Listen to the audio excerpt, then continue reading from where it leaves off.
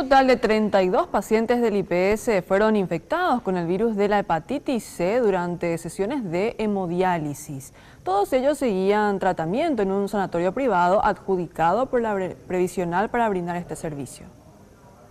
Actualmente las personas que fueron detectadas con el virus se encuentran estables y realizando sus estudios en el hospital del IPS.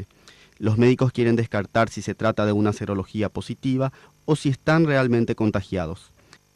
Esos estudios que estamos haciendo se llama carga viral, que se está haciendo en conjunto con el programa PRONACIDA del Ministerio de Salud Pública.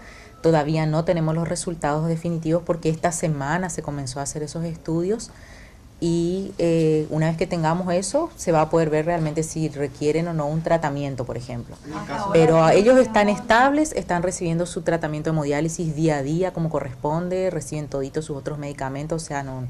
Pero ningún tratamiento específicamente para lo que es hepatitis C. No, porque primero, antes de eso, hay que recibir ese resultado de carga viral. No todos los pacientes requieren el tratamiento. Puede ser que tengan solamente una serología positiva para el anticuerpo, pero no estén infectados, que eso es lo que va a detectar la carga viral. De acuerdo a la información proveída por las doctoras, el brote del virus fue detectado a través de un control permanente que realizan.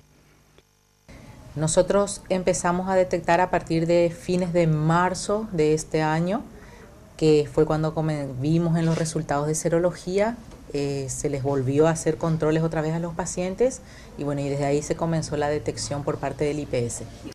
La Dirección de Vigilancia Sanitaria del Ministerio de Salud asumió la investigación del caso. El Sanatorio Americano, proveedor del servicio, se encuentra intervenido.